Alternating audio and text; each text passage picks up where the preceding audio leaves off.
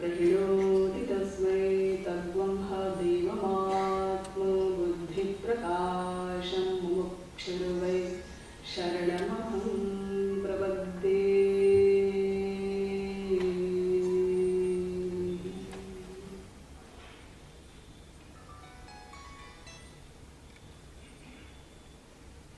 तत्वजिज्ञासु महारुद्रो, पहले थोड़ी देर श्री हरिनाम संकीर्तन कर लीजिए, पश्चात विषय प्रारंभ किया जाएगा।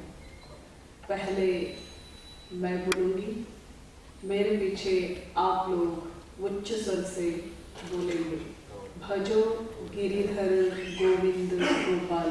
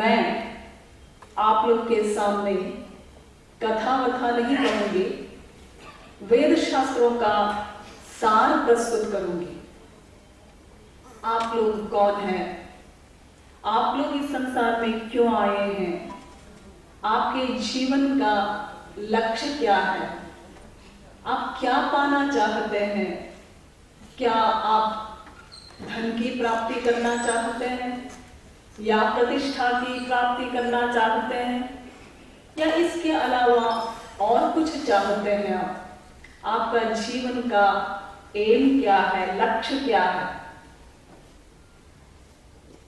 और अपने लक्ष्य को प्राप्त करने के लिए आपको क्या करना चाहिए। और फिर आजकल के समय में देखिए संसार में कितनी अशांति है, सर्वत्र अशांति है, और इस अशांति से बचने के लिए क्या उपाय है। हर एक व्यक्ति आजकल टेंशन में है, डिप्रेशन में है। डॉक्टर के पास जाता है मरीज तो डॉक्टर कहता है अरे तुमको टेंशन है, डिप्रेशन है। सबसे बड़ा टेंशन तो डॉक्टर को होता है कि आज कम मरीज क्यों आए हैं मेरे पास, अधिक से अधिक मरीज आए मेरे पास, उसके लिए क्या करना चाहिए मुझे। तो सबसे बड़ा टेंशन आजकल डॉक्टरों को है, और डॉक्टर लोग मरीजों को कहते हैं कि तुमको टेंशन है, डिप्रेशन है। तो इन सब चीजों से बचने का उपाय क्या है, तो इन सब प्रश्नों का मैं समाधान करूंगी इन 11 दिनों में। और आप लोग भी कृपया ध्यान पूर्वक प्रवचन सुनेंगे और एक एक शब्द पर आप लोग ध्यान देंगे और समझने की आप लोग कोशिश करिए, प्रयत्न करिए। वैसे मैं कठिन भाषा में नहीं बोलूंगी, सरल हिंदी में बोलूंगी। मुझे पहले ही बता दिया गया था कि राजकोट में कुछ गुजराती ज्यादा चलती है, लेकिन देखिए आजकल हिंदी तो सभी लोग समझते हैं। टीवी वगैरह में सीरियल देखते रहते हैं, पिक्चरें देखते रहते हैं, तो सब लोग हिंदी जानते हैं। तो मैं सरल हिंदी में बोलूंगी और आप लोग भी कृपया अपनी पूरी बुद्धि लगाएंगे समझने के लिए। हाँ, तो देखिए 3 तत्व होते हैं। अनादिकाल से ये 3 ही तत्व थे, हैं, आगे भी 3 ही तत्व रहेंगे। वेद कहता है तमेव विदित्वा मृत्युमेति नान्यः पंथा विद्यते यनाय। श्वेताश्वतरोपनिषद 3 अध्याय का 8वां मंत्र। वेद कहता है उसको जानकर ही यह इससे उत्तीर्ण हो सकता है, अन्य कोई भी मार्ग नहीं। अब देखिए इस वेद मंत्र को सुनने के बाद 3 प्रश्न उत्पन्न होते हैं। उसको जानकर, वह कौन है जिसको जानना है, और उसको जानने वाला यह कौन है, और जिससे हमको उत्तीर्ण होना है वह क्या है। अब इसका उत्तर सुनिए आप। उसको जानकर ही, वह कौन है, वो सुप्रीम पावर है, परात्पर शक्ति, सुप्रीम पावर। उसको कोई भगवान कहता है, कोई ब्रह्म कहता है, कोई परमात्मा कहता है, कोई गॉड कहता है, कोई खुदा कहता है, कोई अल्लाह कहता है, कोई शून्य कहता है, कोई निरंजन कहता है, कोई सत श्री अकाल कहता है। तो उस भगवान के अनंत नाम हैं, अनंत नाम रूपाए है वो भगवान। इसलिए नाम रूप इत्यादि के विषय में कोई भी झगड़ा नहीं। तो अब उस भगवान को जानने वाला यह कौन है? ये जीवात्मा है।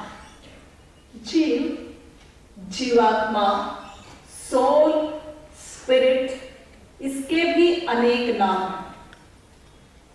अब जिससे उत्तीर्ण होना है वह क्या है? उसका नाम है माया, अविद्या, अज्ञान, इसके भी अनेक नाम हैं। तो अब क्या सिद्ध हुआ? उस भगवान को जानकर ही यह जीव माया से उत्तीर्ण हो सकता है, अन्य कोई भी मार्ग नहीं।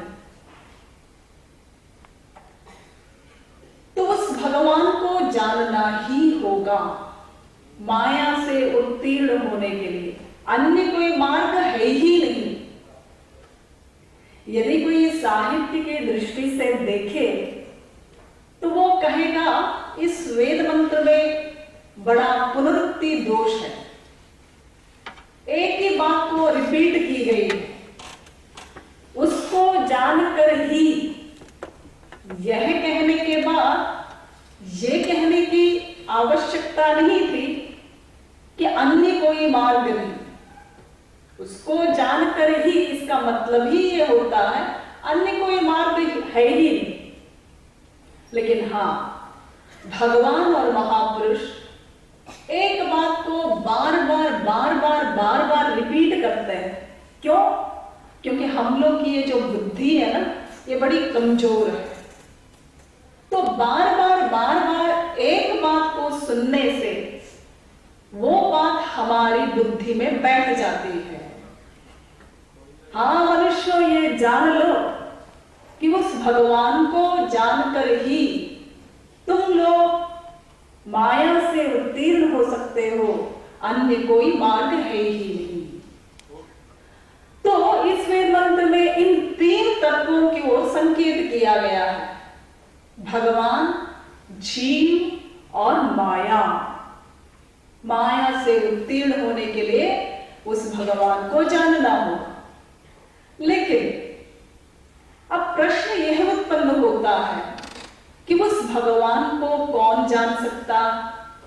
भगवान को जानने का अधिकार किसको? क्योंकि वेद कहता है अमृतस्य वैपुत्रा,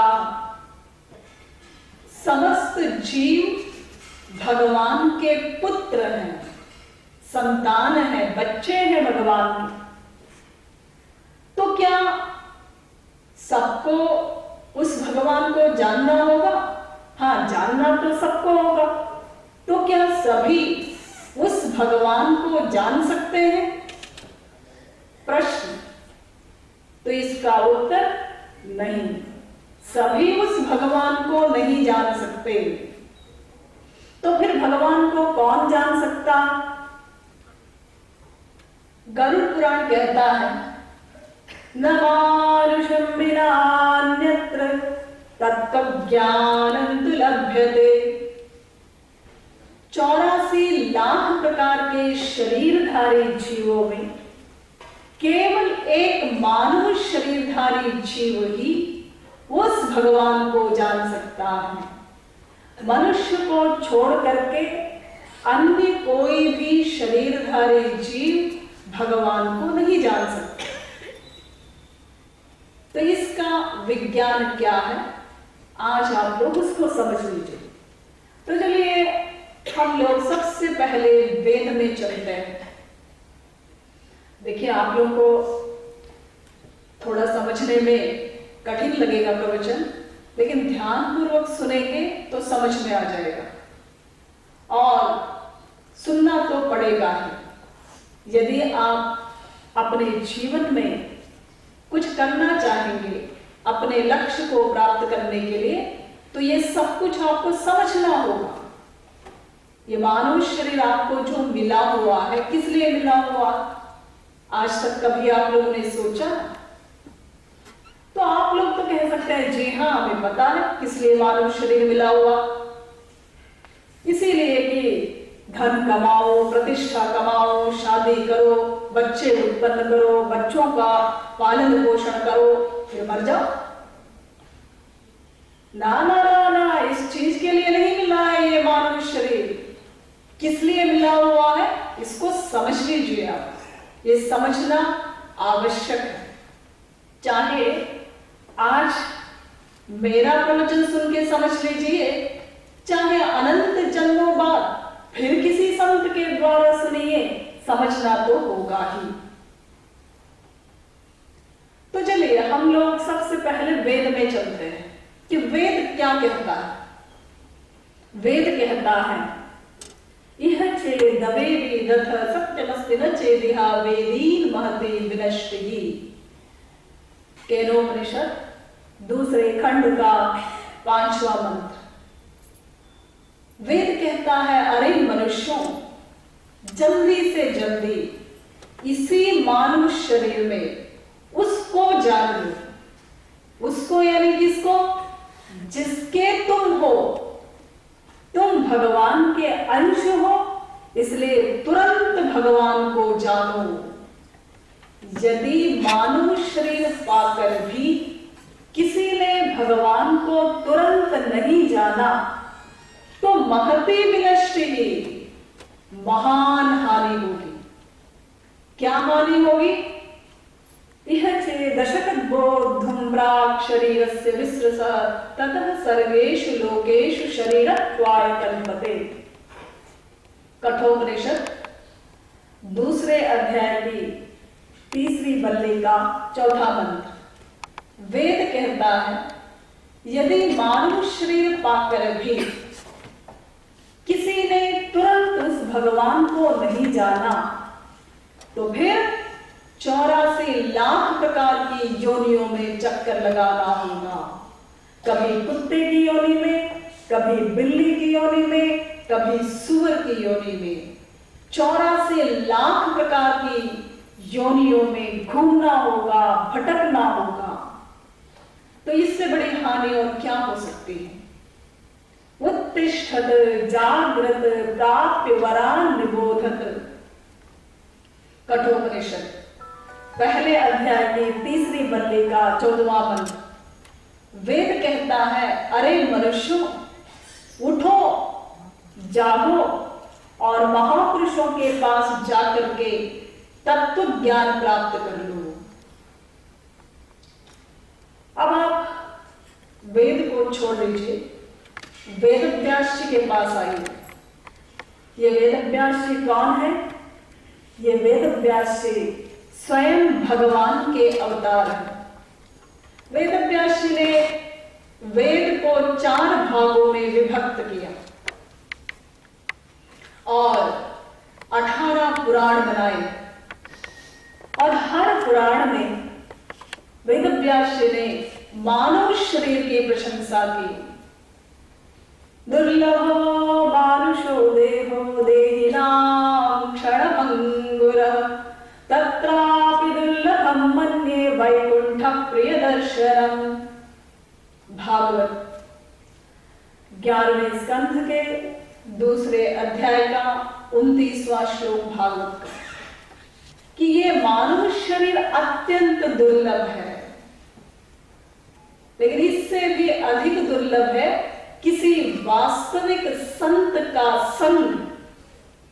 इसलिए जल्दी करो, तुरंत भगवान को जानो।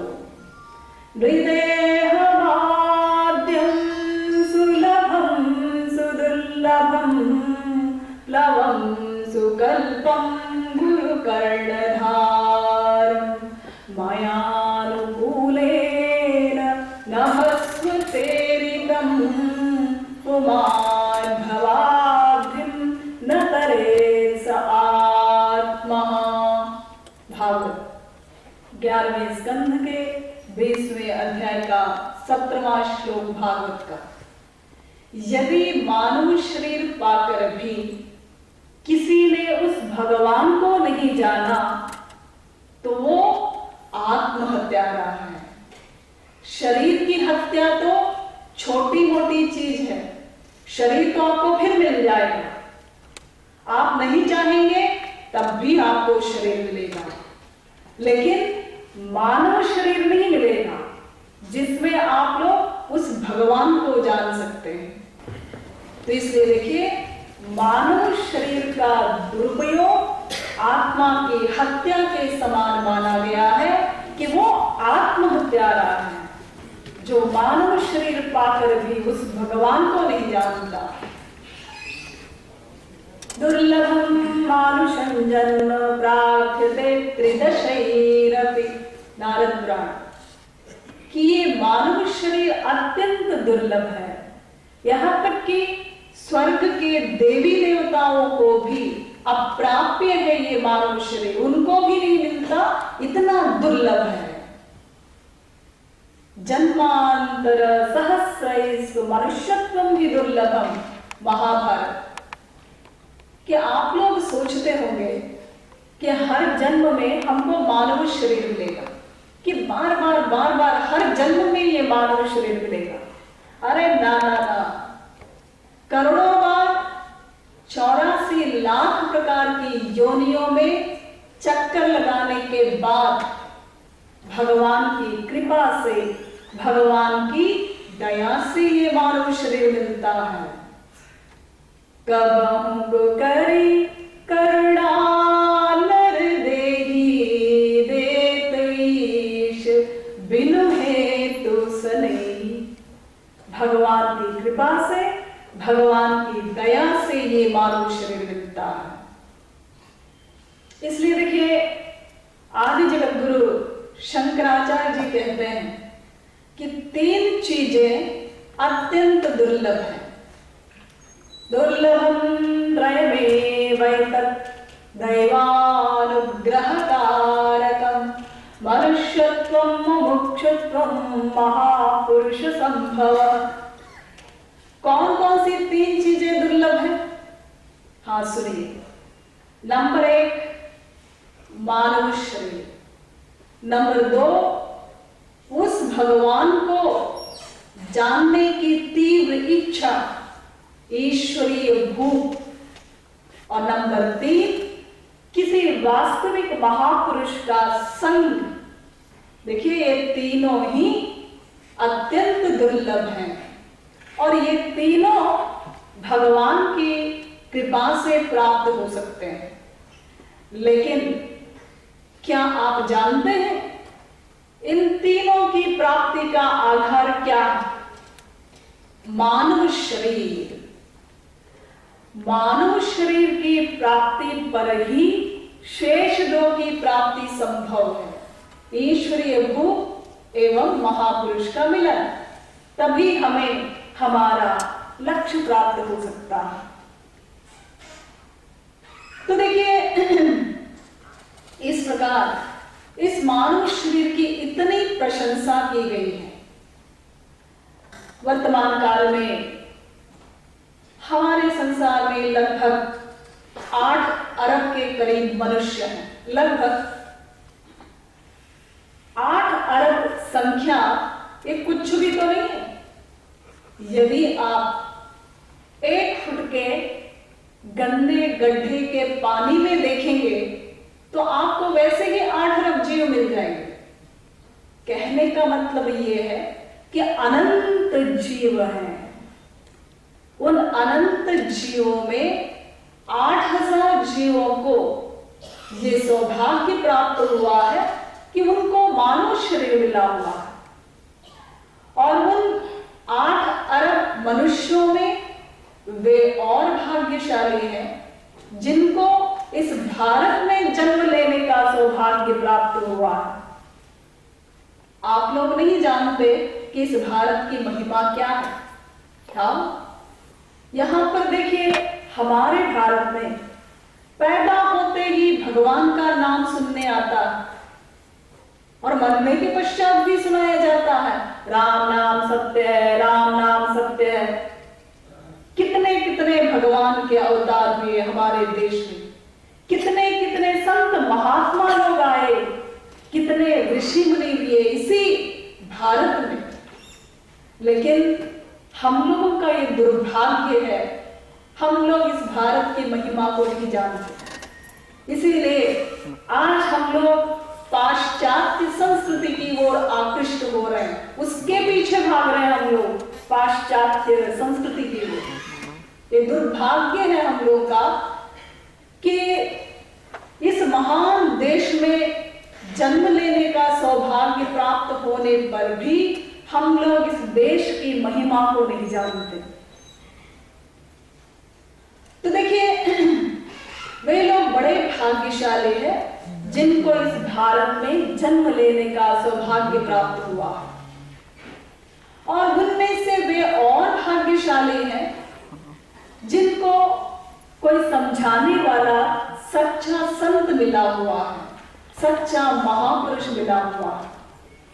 अब इतना होने पर भी यदि कोई भगवान की भक्ति ना करे, भगवान की ओर ना जाए, तो फिर ये समझना चाहिए, उसने भगवान की इतनी सारी कृपाओं को अपने पैरों तले रौंदने का प्रयत्न किया।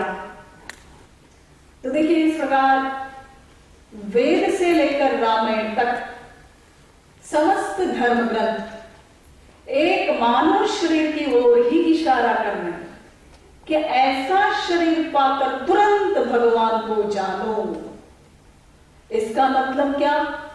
इसका मतलब यह है कि हमारे इस मानव शरीर में कोई विशेषता है, कोई खास बात है। अरे 84 लाख प्रकार के शरीर हैं, हजारों शरीर तो आप लोग डेली देखते हैं। अनेक रंग के शरीर, अनेक ढंग के शरीर, कोई भूचर, कोई खेचर, कोई स्वेदज, कोई अंडज, अनेक प्रकार के शरीर हैं। तो इन सब शरीरों में वेद केवल एक मानव शरीर की ओर ही इशारा कर रहा है कि ऐसा शरीर पाकर तुरंत भगवान को जानो। तो इसका मतलब हमारे मानव शरीर में कोई विशेषता है। तो चलिए हम लोग पता लगा लेते हैं कि हमारे मानव शरीर में कौन सी खास बात है, कौन सी विशेषता है।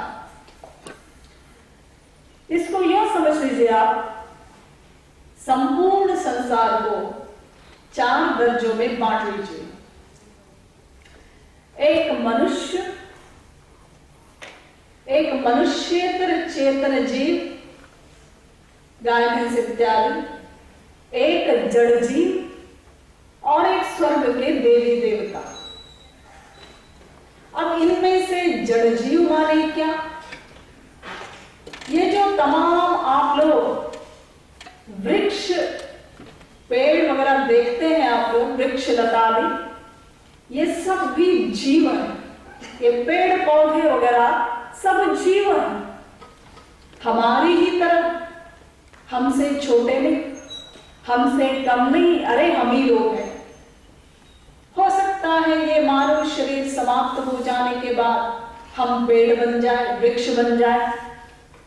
अभी तो हम लोग सोचते ही नहीं कि कभी हम लोग पेड़ भी बन सकते हैं। अजीब, पेड़, हम क्यों पेड़ बनेंगे?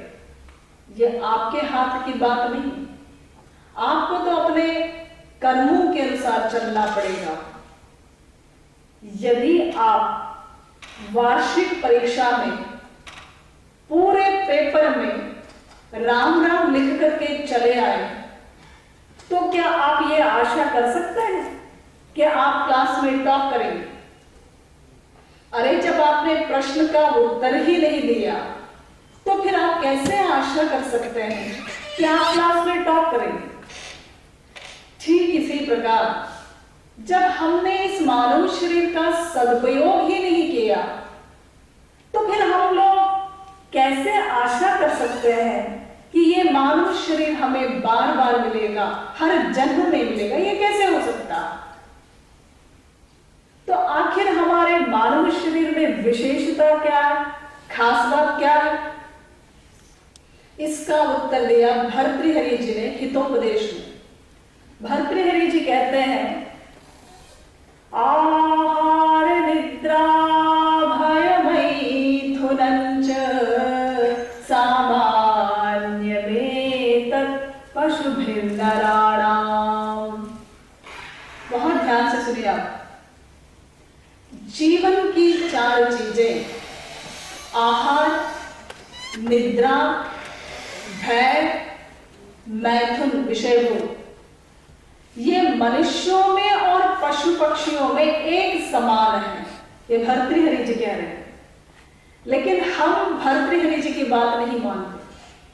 हम तो ये मानते हैं इन 4 चीजों में भी मनुष्य पशु पक्षियों से गया गुजरा है, नीचे है। आप लोगों को बड़ा फील हुआ होगा, अजी ये कैसे हो सकता है, हम लोग पशु पक्षियों से भी नीचे हैं इन 4 चीजों में। हाँ, तो देखिए, आप एक गाय को ले लीजिए, एक भैंस को ले लीजिए, एक हिरण को ले लीजिए। ये क्या आहार खाते हैं? शुद्ध ओरिजिनल प्राकृतिक, जो घास वगैरह भगवान ने उनके लिए बनाया है उसी को चर लेते हैं। एक गाय को रोज सूखा चारा दिया जाता है। गाय विभोर होकर के खाती है। क्या कभी मूड ऑफ करती है गाय? ये मनुष्य तो खुद रोज रोज बढ़िया बढ़िया खाना खाता है, मुझे सूखा चारा देता है, क्या मूड ऑफ करता है? नहीं जी नहीं, कभी मूड ऑफ नहीं करता। कोई भी हिरण हो, गाय हो, भैंस हो, अब कभी हरी घास मिल जाए गाय को, तब गाय कहती है अरे आज तो हमारी दावत हो रही है, हमें खूब मार डाल मिल रहा है। तो देखिए, एक गाय को रोज सूखा चारा दिया जाता है, उसी को वो चर लेती है। और इस संसार में सबसे अधिक वस्तुओं की व्यवस्था भगवान ने मनुष्य के लिए की। मनुष्य के लिए सब कुछ बनाया भगवान ने। फूल बनाए, फल बनाए, तरकारी बनाई, अनेक प्रकार के अन्न बनाए। लेकिन हम लोग क्या करते हैं? हम लोग कहते हैं ओरिजिनल मत खाना। क्यों? मनुष्य है तो समझदार है, तो उसको बिगाड़ करके खाना, सब विटामिनों को मार करके घी में, तेल में छौंक कर, बघार करके खाएंगे। यदि इनसे कह दिया जाए अरे आप ऐसा क्यों खाते हैं, अधिक से अधिक सब्जी को, तरकारी को उबालो ताकि उसका आवश्यक तत्व नष्ट ना हो, तो क्या कहते हैं? अरे आप तो बाबा जी हैं, आप तो खा सकते हैं, लेकिन हम नहीं खा सकते। बिना मिर्च मसाले के, बिना घी तेल के हमारे अंदर निगला ही नहीं जाएगा। और कुछ लोगों को इससे भी संतुष्टि नहीं। वे लोग क्या कहते हैं? हमारे लिए मांस ले आओ, हमारे लिए मदिरा ले आओ, शराब ले आओ, हमारे लिए अंडा ले आओ। अब आप ही बताइए, ये पशु पक्षी हमसे अच्छे हैं कि नहीं अच्छे हैं? अरे बहुत अच्छे हैं, हम लोग उनसे भी नीचे हैं आहार में। और नंबर 2, नींद। ये पशु पक्षी कितना कम सोते हैं, कितना सादा सोते हैं। समय से सोते हैं, समय से उठते हैं। सोने का भी समय है, उठने का भी उनका समय है। एक नियम बना हुआ पशु पक्षियों का, और हम लोग का कोई नियम नहीं सोने का। यद्यपि हम लोग लाखों करोड़ों रुपया कमाते हैं, सोने के लिए बढ़िया बढ़िया सामान इकट्ठा करते हैं, और फिर सोए जा रहे हैं, सोए जा रहे हैं, सोए जा रहे हैं। क्या घंटा सोते हैं आप? कितने घंटे सोते हैं? अजी हमारा कोई नियम नहीं है सोने का। कभी 10 बजे सो लिया, कभी रात को 12 बजे सो लिया, कभी 1 बजे सो लिया, और कभी टीवी में पिक्चर देखने लगे तो फिर सवेरे 4 बजे के बाद ही सोते हैं। क्यों जी? आप तो मनुष्य हैं, समझदार हैं, तो फिर सोने का कोई नियम होना चाहिए कि नहीं? अजी हम नियम के चक्कर में नहीं पड़ते हैं, हम तो आजाद तबीयत के हैं, मनमाना काम करते हैं। लेकिन वास्तविकता क्या है? हम सभी लोग मन के घोर गुलाम हैं। और नंबर 3, भय। मनुष्य हजारों भयों से घिरा हुआ है। अनेक प्रकार के भय प्रतिक्षण मनुष्य को सताते रहते हैं। हम लोग कहते हैं रात को उधर से मत जाना, अंधेरे में उस रास्ते से मत जाना। क्यों? करोड़पति है क्या? नहीं नहीं। तो फिर लखपति है? नहीं नहीं। तो फिर चपरासी है, साइकिल से जा रहा है, लेकिन उस चपरासी को भी डर लग रहा है कहीं कोई कोई हमारी साइकिल ना छीन ले। एक गरीब को भी, जिसके पास कुछ नहीं है, उसको भी डर लगता है। और ये पशु पक्षी वगैरह अंधेरे में, उजाले में हर जगह घूमते फिरते रहते हैं, उनको कोई डर नहीं, क्योंकि उनके पास कुछ है ही। और नंबर 4, विषय भोग। ये गाय, भैंस इत्यादि साल में एक बार विषय का भोग करते हैं, और मनुष्य एक एक इंद्रिय के विषय भोग का कितना कितना सामान इकट्ठा करता, फिर उनका उपभोग कर करके मनुष्य ने अपने शरीर को बिगाड़ा है, अपनी बुद्धि को बिगाड़ा है, अपने मन को बिगाड़ा है। फिर भी हम लोग ये कहने को तैयार हैं, अजी हम मनुष्य हैं जी, पशु थोड़े ही है। हाँ, पशु तो नहीं हो, लेकिन तुम पशु से भी नीचे हो, क्योंकि ये पशु अनेक बातों में हमसे बहुत आगे हैं, हम उनसे भी नीचे हैं। इसके अलावा ये पशु पक्षी आदि भोग योनियों वालों को भगवान जीवन निर्वाह के लिए स्वाभाविक ज्ञान देता है। जैसे एक बंदर का बच्चा पेड़ पर चढ़ना स्वयं जानता है, जबकि किसी मनुष्य को सिखाया जाए पेड़ पर चढ़ना, सैकड़ों वर्ष सिखाया जाए, तो भी बंदर के समान पेड़ पर नहीं चढ़ सकता मनुष्य। एक गाय का बछड़ा, छोटा सा बछड़ा तैरना स्वयं जानता है, जबकि मनुष्य को सीखना पड़ता है। हिरण का बच्चा देखिए, 4 दिन का घास चर लेता। यह सब ज्ञान पशु पक्षियों में स्वाभाविक रूप से है। देखिए, एक छोटा सा मकान बनाने के लिए मनुष्य कितनी बड़ी हेल्प लेता। क्या अकेला मनुष्य मकान बना सकता है? नहीं जी, कितने कितने लोगों की उसको हेल्प चाहिए, तब जब जा करके एक मकान तैयार कर लेता। लेकिन ये पशु पक्षी वगैरह अपनी अपनी आवश्यकता के अनुसार घोंसला वगैरह बनाना स्वयं जानते हैं, जबकि मनुष्य को सब कुछ सीखना पड़ता है। फिर भी मनुष्य को पशु पक्षियों से, देवताओं से जो श्रेष्ठ बताया गया है, उसका क्या कारण है? तो उसका कारण भर्तृहरि जी कहते हैं दूसरी लाइन में, ज्ञानम हि तेषामधिको विशेषो ज्ञानेन हीना पशुभिः समानाः। ये पशु पक्षी आदि भोग योनियों में ज्ञान की न्यूनता होती है, ज्ञान की कमी होती है, और ज्ञान का प्राकट्य विशेष रूप से मानव शरीर में होता है। मानव शरीर में सबसे प्रमुख है ज्ञान। इसलिए रामायण भी कहते हैं, हित अनहित पशु पक्षियों जाना, मानुष तन गुण ज्ञान निधाना। इसलिए जो मनुष्य ज्ञान से रहित है वो मनुष्य नहीं है, वो तो पशु के समान है।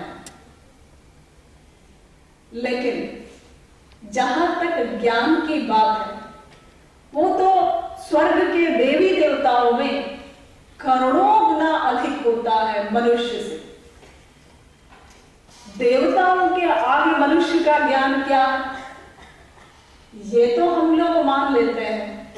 पशु पक्षियों से मनुष्य ज्ञानवान है, श्रेष्ठ है, लेकिन देवताओं से भी अधिक ज्ञानवान कैसे? वेद के अनुसार, हिस्ट्री के अनुसार देवताओं में बहुत अधिक ज्ञान होता है, जिसकी हम लोग कल्पना भी नहीं कर सकते। इतना ज्ञान होता है।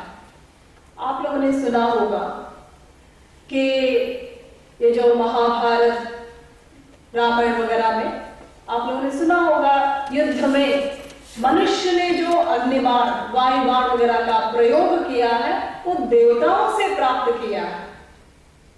तो ज्ञान का भंडार भरा पड़ा है देवताओं में, ज्ञान में टॉप करते हैं ये देवता लोग, फिर मनुष्य देवताओं से भी श्रेष्ठ कैसे?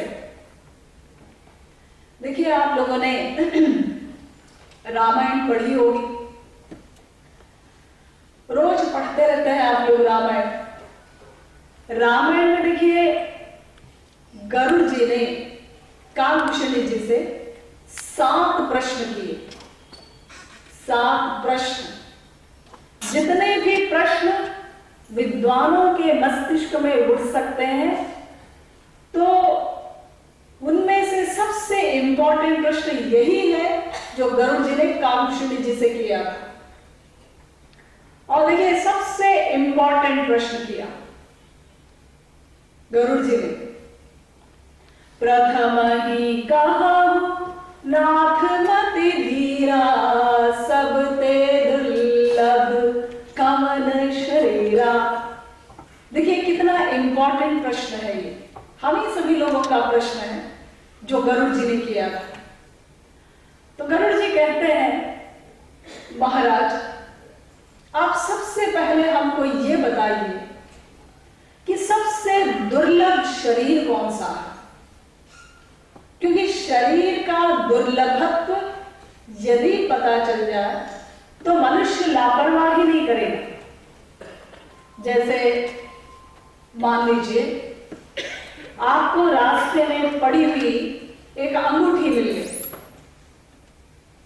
वो किसी की गिरी हुई थी, आपने उसको उठा लिया और उसको पहन लिया, और उसका मूल्य आपने केवल 100 रुपया जाना कि ये 100 रुपये की अंगूठी है, इसलिए आपने उसकी कोई केयर नहीं की, कभी इधर पड़ी है, कभी उधर पड़ी है, कभी पहन ली। लेकिन एक दिन जौहरी ने आपको बताया, अरे तुम्हारे पास ये जो अंगूठी है ना, ये 5 लाख की अंगूठी है, इसमें जो हीरे हैं ये 5 लाख के हीरे हैं। अरे अंगूठी मुझे दे दो, मुझसे 5 लाख ले लो। इतना सुनते ही आपने क्या किया, अंगूठी को तुरंत लॉकर में बंद कर दिया। अरे अंगूठी तो वही है, वस्तु वही है, दृष्टि भी वही है, लेकिन उस अंगूठी से इतना बड़ा प्यार कैसे हो गया? आपने उसको तुरंत लॉकर में क्यों रख दिया? देखिए, जब आपने अंगूठी का मूल्य केवल 100 रुपया जाना, तो उस अंगूठी से 100 रुपये के समान प्यार हो गया, इसलिए आपने उसकी कोई केयर नहीं की। लेकिन जब जौहरी ने बताया कि ये अंगूठी 5 लाख की है, तो उस अंगूठी से 5 लाख के बराबर प्यार हो गया, तो आपने तुरंत उसको लॉकर में बंद कर दिया। इतना बड़ा प्यार हो गया उसके मूल्य को जानने से। ऐसे ही यदि हम लोग इस मानव शरीर को समझ लें कि इस मानव शरीर की इंपॉर्टेंस क्या है, इसका महत्व क्या है, तो हम लोग समय बर्बाद नहीं करेंगे। जैसे एक व्यक्ति का जन्मदिन था, तो उसके एक दोस्त ने उसको गिफ्ट दिया। क्या गिफ्ट दिया? फटा पुराना झोला। तो उसने नाक भाव सिकोड़ी, अरे मेरा जन्मदिन है और ये मुझे गिफ्ट दे रहा फटा पुराना झोला। दोस्त ने कहा, अरे यार जरा खोल के तो देख ले, उसके अंदर क्या है। हाँ हाँ खोल के देख ले। उसने खोल के देखा, उसके अंदर 10 लाख रुपया है। फटा पुराना झोला उसने लगा लिया उसको छाती से, और जितनी बढ़िया बढ़िया गिफ्ट थी उनकी ओर देखा ही, क्योंकि असली गिफ्ट तो ये है। ऐसे ही यदि हम लोग इस मानव शरीर को समझ लें मानव शरीर का महत्व क्या है, ये मानव शरीर आपको क्यों दिया गया है। तो आज हम इतना समय बर्बाद कर रहे हैं विषय भोगों के पीछे, लेकिन जब हम समझ लेंगे कि इस मानव शरीर का महत्व क्या है, तो फिर इस मानव शरीर के लक्ष्य की प्राप्ति के लिए एक एक क्षण प्रयत्न करेंगे। इसलिए कामभूषणी जी ने जवाब दिया गरुड़ जी को। देखिए जवाब सुनिए, कितना सुंदर जवाब दिया। नर तन समय नहीं कवनि हो देही, जीव चराचर याचत जेहि। कामभूषणी जी कहते हैं मानव शरीर के समान कोई शरीर ना था, ना है, ना आगे हो सकता है।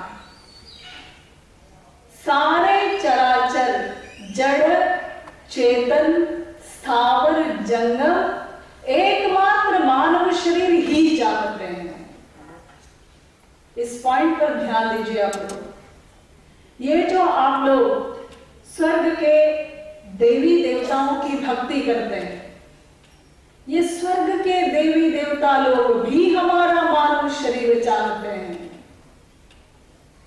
हाँ, बड़े भाग मानुष तन पावा, सुर दुर्लभ सगंधनि गावा। लेकिन स्वर्ग के देवी देवताओं को भी ये मानव शरीर नहीं मिलता, उनको भी अप्राप्य है। इतना दुर्लभ है हमारा ये मानव शरीर। मनुज देहमिमं भुवि दुर्लभम, समधिगम्य सुरैरपि वाञ्छितम्, विषयनं पठितामपहाय वै, भजते रे मनुजाः कमलापतिम्। शंकराचार्य जी कहते हैं सुरैरपि वाञ्छितम्, कि ये मानव शरीर स्वर्ग के देवी देवताओं को भी अप्राप्य है, दुर्लभ है। स्वर्ग के देवी देवता लोग भी चाहते हैं हमारा मानव शरीर, और मानव शरीर की प्राप्ति के लिए भगवान से प्रार्थना करते हैं, गिड़गिड़ाते हैं कि हमें एक बार मानव शरीर दीजिए। इतना दुर्लभ है ये मानव शरीर। फिर आप लोग कहेंगे अजी मानव शरीर की इतनी प्रशंसा क्यों की जा रही है, इसको स्वर्ग के देवी देवताओं से भी ऊंचा क्यों बताया जा रहा है, जबकि मनुष्य देवताओं की पूजा करता है, और देवताओं की पूजा तो वेदों में भी वर्णित है। तो जब मनुष्य देवताओं की पूजा करता है, तो ये मानव शरीर देवताओं से भी श्रेष्ठ कैसे, जबकि देवताओं का जो शरीर है वो पंचमहाभूत का नहीं है। हमारा शरीर 5 तत्वों से बनता है, पंचमहाभूत का है। पृथ्वी जल तेज वायु आकाश से बनता है ये हमारा मानव शरीर। लेकिन स्वर्ग के देवी देवताओं का शरीर पंचमहाभूत का नहीं है। उनके शरीर के लिए दिव्य शब्द का प्रयोग किया जाता है माई, लेकिन कहते हैं कि दिव्य है और बड़ा ही सुगंधित शरीर है। स्वर्ग के देवी देवताओं के शरीर से इतनी सुगंध खुशबू आती है और उनके शरीर में इतना तेज है, यदि एक देवता भी हम लोग के समक्ष यहां पर आकर के खड़ा हो जाए तो हम लोग का क्या हाल होगा। हम लोगों में से कुछ लोग आंख मीच करके भाग जाएंगे, कुछ लोगों का हार्ट फेल हो जाएगा, कुछ लोग बेहोश होकर के गिर पड़ेंगे। यानी इतना आनंद है उनके शरीर की खुशबू में, शरीर की चमक में। स्वर्ग के देवी देवताओं को भूख प्यास नहीं लगती, जैसे हम लोग को भूख प्यास लगती है हर 2 घंटे बाद, 3 घंटे बाद हम लोग कुछ ना कुछ खाते रहते हैं, पीते रहते हैं। लेकिन स्वर्ग के देवी देवताओं को कोई भूख प्यास नहीं लगती, उनके शरीर से पसीना नहीं निकलता, उनके शरीर की छाया नहीं होती, उनके शरीर पर धूल नहीं लग सकती, उनकी आंखों की ये जो पलकें हैं वो भजती नहीं, उनके शरीर का भूमि से स्पर्श नहीं होता। हाँ, इतना कमाल का शरीर है, इतना सुंदर शरीर है। और इतना ही नहीं, माया के क्षेत्र में हर चीज में स्वर्ग के देवी देवता लोग टॉप करते हैं। धन की अंतिम अथॉरिटी कौन? धन में कौन टॉप करता है? कुबेर। कहां पर है? स्वर्ग में। अरे हम लोग तो अपने मोहल्ले में भी टॉप नहीं करते। हाँ, 10 करोड़, 20 करोड़, 50 करोड़ में ही हम लोग नशे में हैं। और यदि कुबेर के धन की कल्पना आप लोग करोगे, एक तो कल्पना ही नहीं कर सकते, और यदि कल्पना करोगे तो बेहोश हो जाओगे, चक्कर आने लगेगा आपको।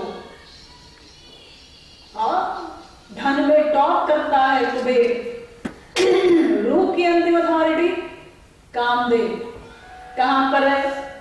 स्वर्ग में। और हम लोग तो अपने शहर में भी टॉप नहीं करते।